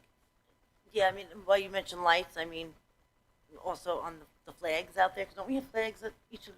I think that it's by law they have to have lights, right? What's that? By law they have to have Yeah, lights? it does, but I'm just saying, then we could even put, I mean, if that's something that we can do, Mhm. if the electric is out there and we can have lights out there. we Add can flag even- poles. Yeah, add the flag poles to that, because now we have the electric to light them up at night. Just a good idea on to that. And Mr. Allen, as long as you're here, because this has been a goal, but I think that this is being addressed currently, the air conditioning in the gyms, right? That's a thing right now, right? In the gymnasiums at the secondary schools, that is something we're moving forward with, correct? Love that.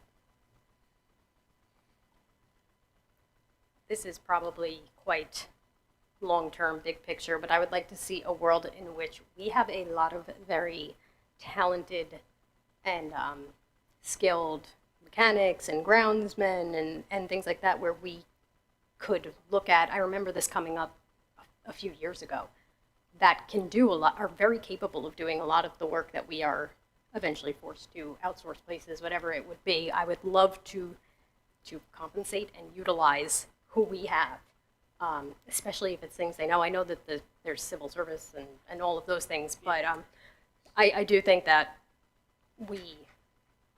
I think they already do a lot, right? They already do a lot of the stuff that we saw a presentation on the cost saving for stuff that we were able to do ourselves. I would like to see that become kind of like a norm, but make sure that it is handled appropriately.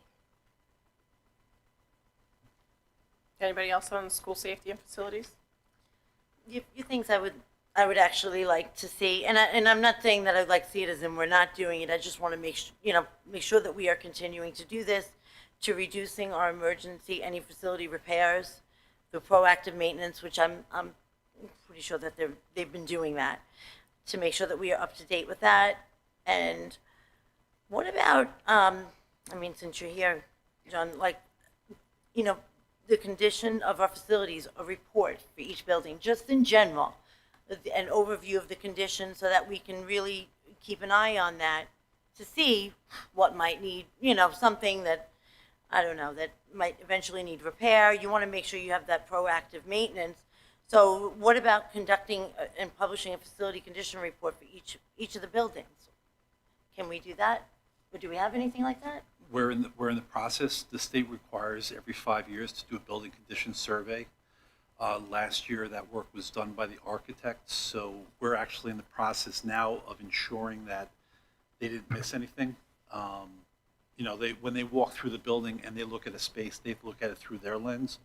There are times that I'll see things that the director of facilities, that the building principals will actually identify other things, so we have the opportunity to amend those building condition surveys. That actually, I think, has to be finalized by March 1st. At that point, it becomes a formal document that Dr. Senamore will certify, and then we get a copy of it, and we can absolutely put it on the website and everywhere else. I believe the last one that was done 5 years ago is on the website, and it was the precursor to the 2022 bond. So we used the information from that building condition survey, and we used it in the large part of the development of that last bond that we did. And once we have the finalized draft, we'll forward it to the board. Okay, thank you. Thank you. And the other thing too, which I'm coming from a place of not being like right in it like you are, John, but make sure our buildings always ADA compliant, which I know we've done. We did the ramps at Sycamore and some of the buildings to make sure that we always have, we are ADA compliant in every way. And are we doing something with the stages and some of the other schools where I don't know what we're doing, you would know better, but we are doing something. Without a doubt. One of the components of the 22 bond was ADA improvements. That included making sure we had ADA level sinks in the shops, the art rooms, home and careers. And another one of the things we did, as you said, the ramps in and out of Sycamore, because of the distance between ADA ramps and the elevation of that building, we had to put ramps in that building. We have 5 stages in the elementary schools that students aren't able to access if they're wheelchair bound.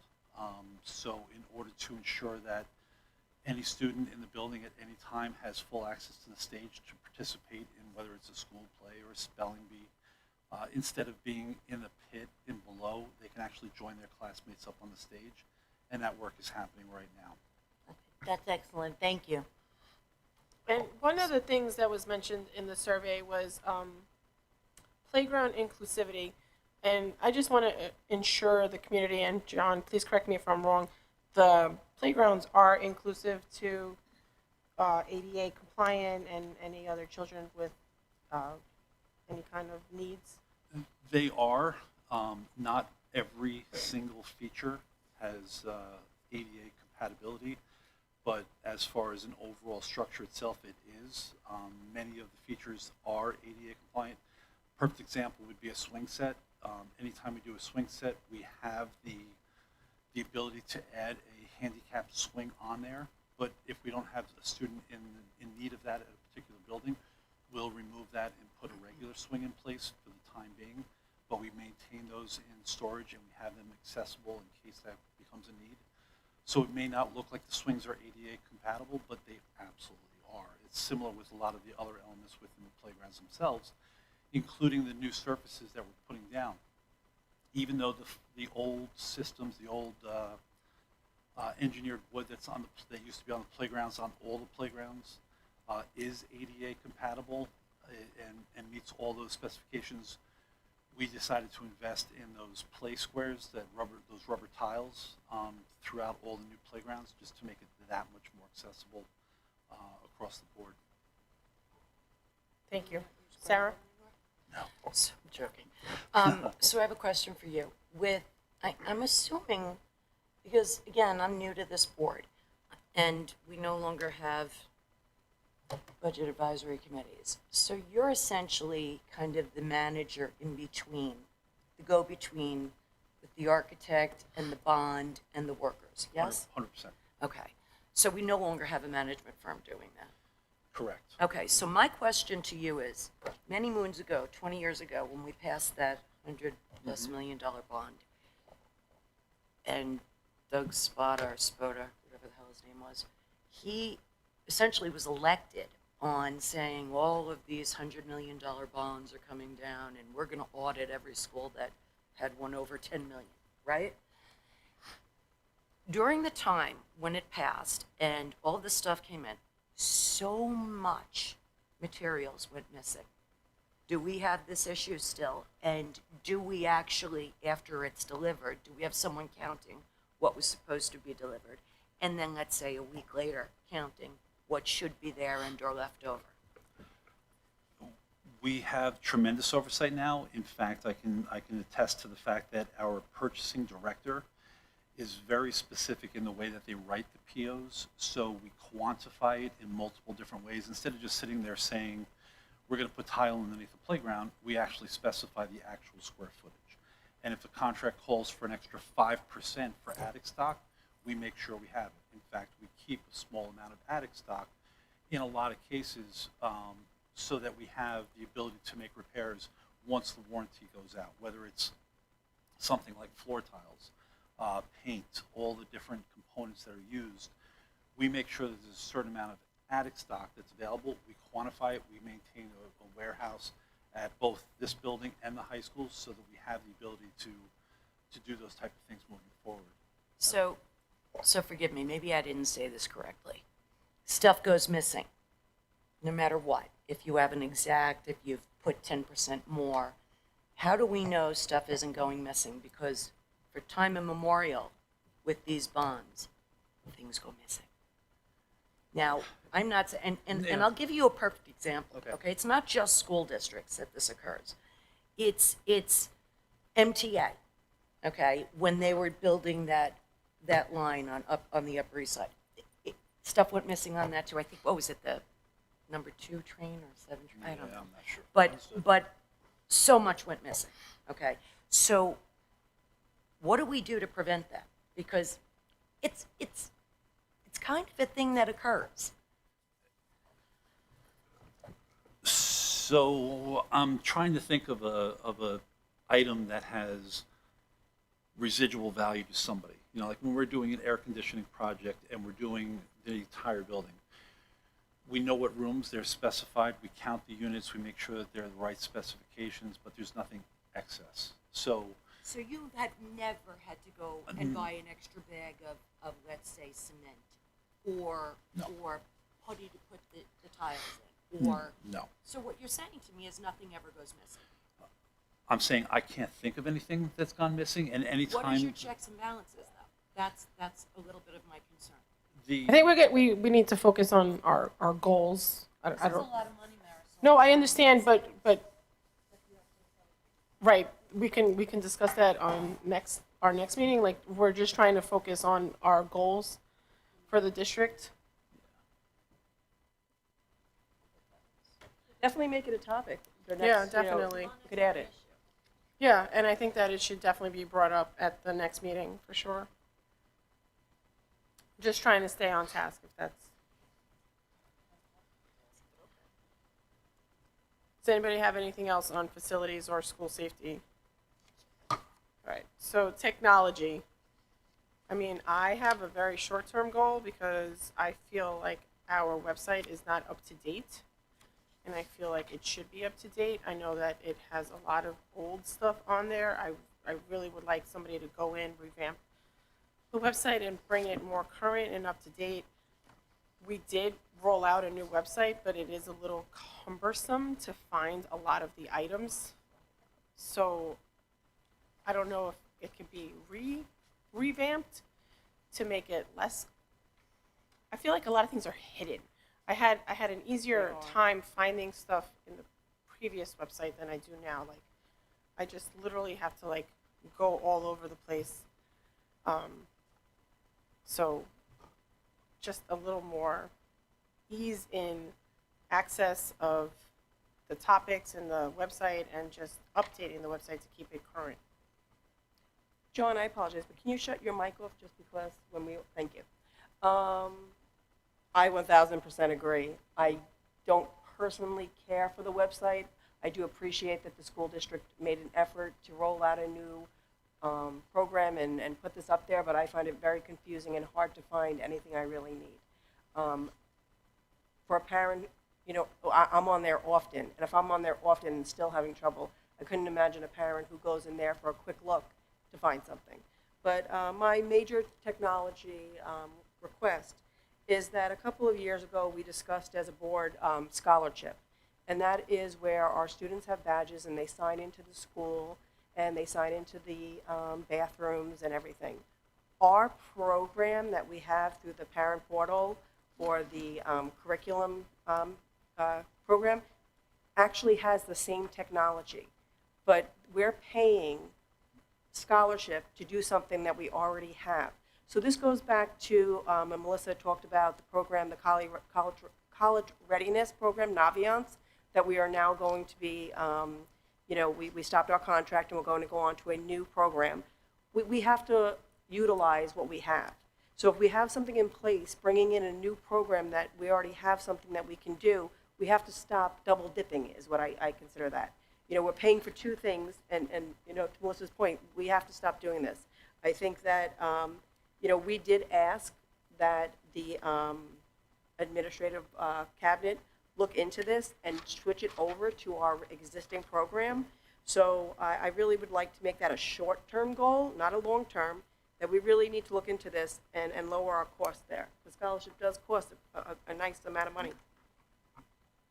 I just wanted to add, I'm sorry, Jackie. No, that's okay. another short-term goal that I had, and it's making board docs.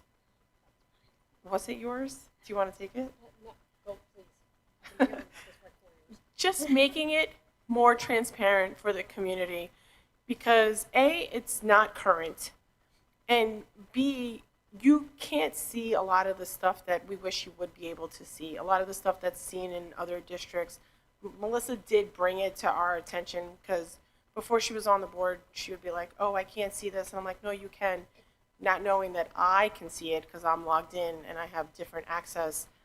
But being able to have the personnel sheets pop up, if you will, or some agenda items that should be visible to the community. Not obviously every document should be visible, and some of those have to be locked for obvious reasons. But Melissa, please piggyback off of me, if you will, about the board docs after Jackie. But No, go ahead. You're on board that docs needs topic. to be That's okay. Go updated. ahead. I'll go ahead. Like, welcome to my soapbox. Yes, board docs, down to this is something for us too. When you look right now, there's a section that like, there must have been a very like brief period of time where there was like committee update documents under it, like that the community could go in and see. It seems to have stopped like 6 or 7 years ago, I think it was. But like, I know I like to type out after a meeting, sometimes during, but usually my notes, I like try to organize them. I want to find a way, I think that will help them feel as though, like, if I miss the board meeting, I don't want to scroll through until I find in the recording where Jackie was able to give the mental health committee update, right? Like, I don't want to have to hunt for it. It should be a little bit easier accessible. That's something that was on board docs I would like to see there. I think that it's like super underutilized as it is. I would just like to see all of that stuff that's in that weird section at the end. There's like pictures of all of us in one spot that are just like our own like pictures we provided, not even the ones that we like took. There's just so much room to update it, and I think it's so important for also helping. I hear a lot of feedback, not necessarily, well, some of it was in this, not necessarily, but like the understanding of what we are and are not able to talk about and why, or like what we can and cannot do as a board and why. I think sometimes the belief is that there's things that are our responsibility, and you know, as Jackie was saying earlier, we're really supposed to be that 30,000 foot view, and a lot of it is like very like granular requests that are really not our responsibility. And I think somewhere on board docs we should have an understanding of like, this is what the board does. Like, there just should be generally accessible and easy to understand. Let's use it, it's there. And just making it cohesive. So Melissa just showed me before, there's literally 2 mission statements on there. One is our old mission statement and one is our current mission statement. So one of them should just not be there. It should just be the new mission statement. And even us, we're listed, like I think in one of the sites, Sarah's not even listed yet. So, so a little more cohesiveness and like just making it more up current. Like a comedy skit. Jackie? Oh, I'm sorry. No, that's I didn't okay. know that our pictures were on there. But, oh yeah, so the things that the technology, the things that I would like to see, and I know we've been working towards this over the years with the Chromebooks, but I would like to see us maintain 100% device access for students and staff, make sure that they have what they need. I would also like to reduce cybersecurity incidents. I know we've had a few. I would like to see that reduced, perhaps by conducting 2 annual penetration tests, which are tests basically where they kind of simulate, like, not an attack, that's the wrong word, but we basically test our system, make sure that we are blocking what we need to block, our students' information is safe, so I would like to see that happen. Just to make sure, you want to see cybersecurity reduced? No, I want to make sure that our incidents, cybersecurity incidents. Okay, Got Got it. Maybe I left out that word. no, that's okay. Okay. Okay, Yes, yeah, I would like to see, because I don't want to, and, you know, make sure that we can reduce those incidents from happening. We don't want our students' information out there or anything, really. It's not supposed to be out there. Network infrastructure, you know, make sure that we can update that. I know there's issues with the Wi-Fi in many of our buildings. So I would like to see that upgraded often. And also, I would like to see the curriculum. I would like to continue on the digital literacy to students, including lessons on internet safety, and now, of course, AI is a part of that, to make sure that, I want to see that our goals, that our programs are being evaluated, making sure that they are efficient, that our students are indeed learning. So those are the goals that I would like to see for our technology. Thank you. I do have one more for technology. When the cell phone policy was adopted, I don't know what block took place on the Wi-Fi, but every time I go in and out of the building, my Wi-Fi disconnects. I'm not sure why that happens. I'm not sure why there's blocks in place at all. I don't know if it's for the students not to use their cell phones, but I'm not sure that that was part of the policy, was to put that block in place. I think having the Wi-Fi being able to work is important, because you just never know when you need the Wi-Fi. That's another one of my goals, make Wi-Fi accessible. And something happened, which was, it was like it doubled down on no Wi-Fi about 2 weeks ago. I have no idea what's going on. It's like someone's pressing some sort of magic button, but it shouldn't be that way. So can we figure out and find out what's going on with that, Dr. Sunamore? Yeah, I will speak to IT. Anybody else on technology? Melissa? Yeah, I'll just add, I'm sorry, Melissa, that the IT department is currently involved in, go ahead. No, go ahead. That's Yeah, they're working with our Technology Advisory Committee on the district-wide technology plan. And then also just for the Wi-Fi, it should be easier to do, but I did have to like change a setting in my phone that left me logged in to it and didn't continuously log me out, and it doesn't happen to me anymore. Now I auto-connect, but I do. It shouldn't be that complicated and convoluted. It wasn't always like that, but there is a way. So, staff development, retention, and cost efficiency. Does anybody want to speak to that goal? I did. Professional development opportunities for staff. Yeah, so this kind of ties into many things that we've already spoken about, where if we keep our programs consistent, then we don't have to keep on sending our teachers out of the classroom to learn something new, because they already know it and they are able to teach our kids proficiently. So I definitely think that we have to start being more consistent within the district, and not constantly bringing in new programs, no matter if it's math, English, bullying, anything. Like, we have to be consistent across the board. You know, they say in growing, childhood and everything, one of the greatest things you can do is consistency. And if as a district we're not giving that to the student, then we're doing them a disservice. No, agree. That's a great goal, because the staff would have the development already, and it would be cost efficient for the district. It'd be great. Devil's advocate. We're talking about making sure that students are prepared for rigorous coursework and things like that in the college setting. I do agree that we shouldn't be so rapidly turning programs over, but at the same time, we do not want to be stagnant and have them not prepared for, we might not be changing things, but other places are, and universities are, if that's the route they want to go. So I think it's not that they won't need, it'll be a different type of profession. It won't be development on a new program every year, right? Like, it'll be, how are we going to take the program we have and make sure it's meeting the necessities of where they're headed, you know what I mean? I don't want it to seem like it's like, agree with that. Enhancing what we already have. yeah, like enhancing what we already have to make sure that they are still prepared for the ever-changing world. I think the problem with, like, math, for the example, is that they went way too far complex with it, then tried to reel it back in, then they tried to make it fun, and now it's just 2 + 2 is a 17-part word question that I could not even answer, and all of that was supposed to be an effort.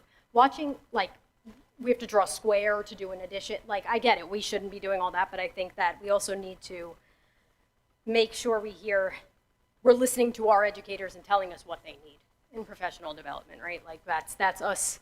We should be getting the feedback from that higher view and approving what they tell us they need, because we're not in the classroom, right? And we're not there executing on this curriculum. We might have brilliant ideas that aren't exactly what's necessary.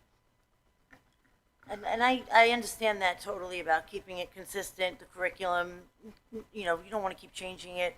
But I think one challenge that we are up against that is actually, it's out of our hands, it's out of our director's hands, is New York State.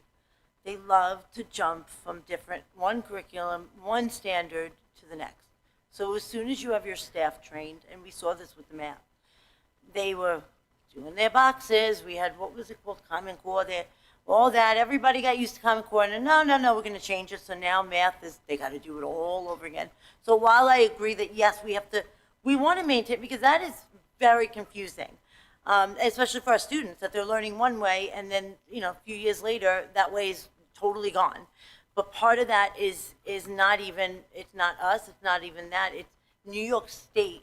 They constantly want to change the standards and how we teach and this, that they keep changing that, which makes it, honestly, it makes it very tough on our educators, because they might be a very seasoned teacher, 20 years, whatever it might be, they got to change everything around just to go by those standards. So, well, of course that's you know, would be a goal to make sure we don't have to, but I'm honestly, I'm not totally sure how we can go about doing that when New York State keeps throwing things at us, throwing things at our teachers, saying, no, you got to, you know, do circles instead of boxes. It's, you know, kind of crazy, but I think we have to keep that in mind too.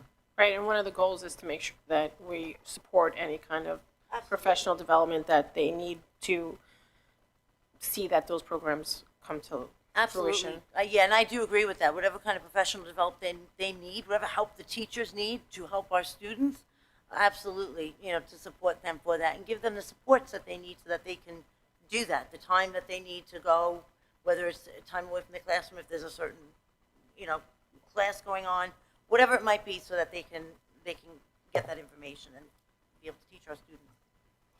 There are things that are mandated and there are things that are suggested. And we have to also look to the fact that private schools aren't doing that, okay? They're not following these, as I said, these kind of fads that occur every 7 to 9 years. And quite frankly, what's going down is people are voting that in, okay? Board members are at the recommendation of certain administrators are voting things in that should not be voted in. But having said that, clearly if something's mandated, we have to have the proper training for our teachers. That's a given.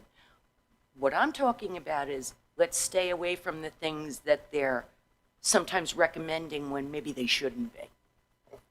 I think we also have to keep in mind that we're not a private school, right? So we don't get to pick and choose what we teach. We have to teach what the state mandates us. So in a private school, they can pick and choose. They don't have to do regencies. They don't have to do. So, but we have to because we're a public school. I said mandated versus recommended. Right. So clearly. Right. I also just wanted to mention, you know, if we invest in our educators, they'll invest in the district, which is an investment in our children. Yes. Right. So like, I think sometimes there is going to be, I know we've had some professional development that hasn't made the cut because of the cost. Obviously, I'm not saying it should be $200,000 one day extravaganza, but there's going to be times where like, that's our job, right? To look at, like, sometimes it's money that has to be spent for a good cause. And I would like to see us, this is right too, like if I feel connected to my job, I'm going to want to stay at my job. If I feel connected and proud of what I do, I'm going to want to stay. I remember when I was a student, to me, it didn't feel like any of my teachers felt like they were just like at a job. I felt like all of them like loved what they did. And I just want to make sure that we're paying attention to that and making sure that everybody, for the most part, right? Not everybody's going to feel that way, but like teaching is a job of passion. And we play a big part in our culture and among other things of making sure that that passion doesn't die out for people. I just want to make sure I understand it correctly. This professional development, that's like classes that teachers take, just like continued education, or? Yeah, it's programs that are offered to teachers so that they could better be prepared to present the material and the curriculum to the students. So that doesn't always have to be like a new curriculum, just more like teaching that just like better, I guess, or not better, but different teaching methods. Correct. Yeah, I'm not a teacher, but I tutor at Mathnasium, and one of my basic experiences is that a lot of the kids don't learn in the same ways.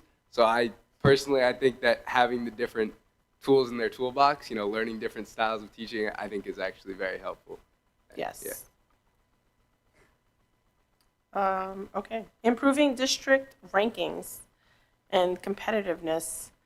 I know for me, one of my goals to increase, I feel like a lot of our students are looking for tutors, always and everywhere. So if we could find a way, and I know right now we have the honors and the AP students at the high school that offer tutoring, or some of the teachers offer after school, but if there was a different way for students to get tutoring and enrichment in whatever area they're struggling with. Michael, I see you have your microphone if you want to add. Yeah, I was just gonna say, so I'm a member of a couple of different honor societies, and for Math Honor Society, it's a requirement to be in the honor society to do, I believe it's 15 tutoring hours, and a lot of, like a majority of the students offer it for free, and we have like Google Forms and stuff where where members submit what they are comfortable tutoring, and their available periods. And then they submit their contact information, and then that information is relayed to students who need tutoring. Last year I did my tutoring hours, and I actually found it very difficult to find kids who Needed it? Yeah, or not needed it. I think a lot of kids needed it, but kids that came and So now, we're willing to is it receive 15 this. tutoring hours specifically, Yeah, or take community service? It's 15 tutoring hours, point blank period. So like this year, for example, like I'm working at Mathnasium now, I could use those hours, but a lot of kids end up just doing them for free. Like I did them for free last year. I had a lot of friends who did them for free last year. Yeah. Gotcha. Yeah, so I think this goes back to communication also. I am aware that Honor Society students tutor only because I had an Honor Society student. And I feel that many people don't even know that's a resource within the school, and that most kids need to do that for their credits. So again, this is communication. We're not putting it out there to every student to let them know this is available. And maybe how do you contact someone for this tutoring? I would like, so that we can keep it like data driven on our end though. Let's say we do increase the communication about who's looking for it, but we notice we get a report back, right? It might not be math as a whole. It might be just like a certain part of math or a certain set, whatever it is, because we could beat it to death on like something that might not need the improvement, right? So if we notice that the increase in requests of tutoring is coming at whatever part of it, then perhaps this is where we focus professional development efforts or see if there's a need for that. Do you know what I'm saying? Like, I think to keep it data-driven for us from that larger view, what we should know about is, okay, the second marking period or whatever it is, there was an increase in the requests for the Honor Society-based tutoring, and during that time, it was whatever they were teaching in math. What do we do as a district then, rather than getting too... So through the honor societies, it's free. Right. Yeah, and I So thought that was your amazing, microphone, Melissa. Amazing idea. I think that's great to keep the data. Yeah, but maybe guidance can get it out there, because they kind of have an idea of who can and can't afford, I'm assuming, and the kids that may need help, and they can offer it up. I mean, wouldn't that be I don't know, I'm asking, wouldn't that be the route?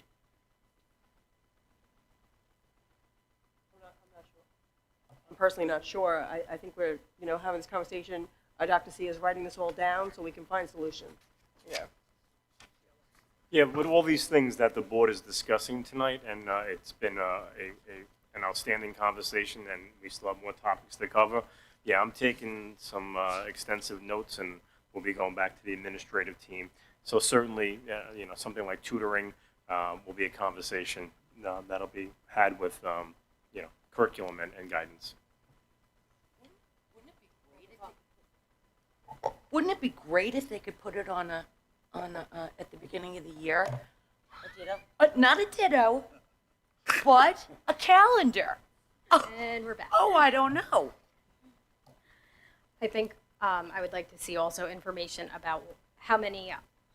My understanding was that there are some offerings of extra helps and things like that. Is it that people can't get there because it's too early? People can't get home because, like, what is stopping the available resources from being utilized? Because we are kind of jumping to an assumption that it's not clearly communicated. Maybe it is. I think Michael also brought up, like, when you're excited about what you're learning, you're more likely to want to learn it. So if I'm already feeling discouraged about math, I'm probably not going to want to go necessarily to my peer who's already smarter than me and getting it. So is that what the gap is? I think we would need to receive information too about what is stopping, what is available, and what is being utilized and what is not. A long-term goal that I would like to see to improve our district is I would like to see our region scores in both math and English increase.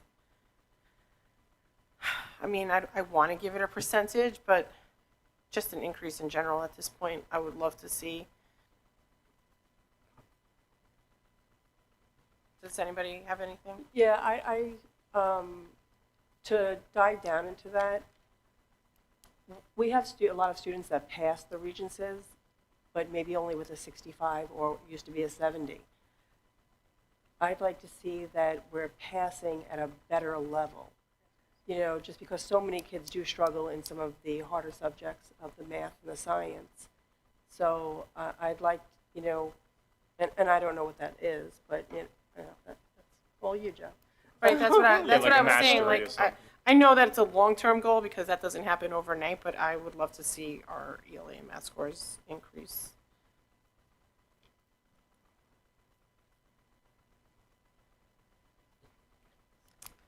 All right, so that's all the individual topics that I had. Does anybody have any other goals that weren't covered or that I may have missed?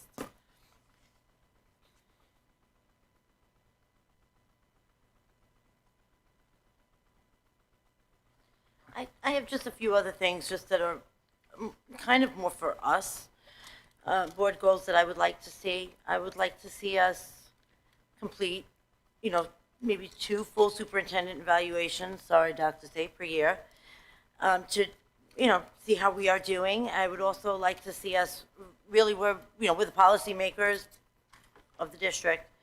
I think we should make it a goal too to review and update maybe, put a number on it, 15, 20 policies, make sure that we are staying up to date, we're staying, compliant where we need to be compliant, and we are making sure that our policies are relevant to our community. I would like to see us do that. And I'm pretty sure we are already here, but I want to put this out there, ensure completion of 100% of the NICED required board trainings, whatever we are required to do, which I believe we are doing, make sure that we are doing that. And even an annual board self-evaluation. How do we think we are doing as a board? We're 5 very individual people, and how are we doing together to achieve these long-term goals that we have set for the district and for our students? Because maybe we'll find that, well, we had a goal, we didn't quite get there, so what can we do to get to that? So I think it's important for us, while we're evaluating every other little thing, we should also look at ourselves and see how effective we are as a board in all of these topics that we discussed: transparency, communication to the community, ensuring academic success for our students, college readiness, or just career readiness, or wherever it is the students want to go. Are we actually attaining those goals? So I do love the board self-evaluation. That was going to be one of my goals, because I think that if we hold ourselves accountable, that would be fantastic to hold everybody else, we hold everybody else accountable, we might as well hold ourselves accountable. So I do love that. I also like the self-evaluation, got a little star on mine. And I have no problem with evaluating the superintendent twice a year. As for the policies, I have to say, our district clerk, our district clerk does a great job of keeping up with the policies and what we are mandated to ensure that we are doing. We have met consistently, almost monthly, with the lawyer to ensure all policies are up to date. So I have to agree with that. And board training, we were mandated to make sure, so the state actually is keeping us accountable that we have our training. So we wouldn't be allowed to be a sitting board member without that. I am all for the self-evaluation, but I think this goes back to a prior conversation about the norms. What are we evaluating us on, right? Like what are the benchmarks for that? I know that this could be a different, well, it's actually under one of the goals is for us to get to the point where we're doing a board self-evaluation, but similar to this, we need a baseline to evaluate, which is what I kind of thought the norms were. And I know I just brought us full circle to that conversation, so I might be wrong, but. You know, I agree, Melissa, and I just like we have an evaluation form for Dr. Centimore and for other people within the district. I think she wants a exact form, but I am a huge advocate for our norms, and I do believe we should post those on board docs personally. But I understand the evaluation, which, you know me, I'll have something soon that we can all look at. Yeah, I think it is important to have those benchmarks that you said, and that's why I think we should use these particular goals, whatever we discussed tonight, to basically guide us in our benchmarks. So we achieving what we are saying we want to see achieved. Of course, it could take years. Could be a totally different board. You never know. But just in general, are we actually achieving what our goals are? You know, so you kind of use those as our benchmarks. As far as the norms, I think I've made myself clear. I don't agree with signing into anything. I don't agree with, but while I agree with a lot of what's in there, of course, we want to be respectful, we want to do that, with each other, work together. I absolutely agree with that. But I don't want to, I don't want to sign anything. I don't want to hold future boards to that. I think as adults, I don't think we should have to sign our name to something to say we're going to treat each other with respect. But it's, that's just my thoughts on that. But I think as far as a self-evaluation, I think it's more, are we evaluating ourselves based on the goals that we discussed? Are we actually reaching those goals, or at least on our way? How far we've come? Do we need to do a little bit more to get to a certain goal? Whatever it might be that we're discussing at that moment. I'd like to see board members stick to 3 minutes. That's just literally not a rule. What? That's not, board members can speak for more than 3 minutes. I know. I Oh. think that if we are allotting want that to be a 3 goal? minutes for the public, then maybe we should stick to 3 minutes. Got it. Just saying. I definitely think this current board does a much better job at that 3-minute rule and giving everybody a chance than some prior boards. So I have to say our meetings are pretty succinct and robust. So does anybody have anything else for the goals? I think we have some good data for you to work off of. Sir, would you like to speak again? Okay. We appreciate your comment. Can I have a motion and a second to adjourn the meeting? Motion. Second. All in favor? Aye. Good job, everyone. Thank you.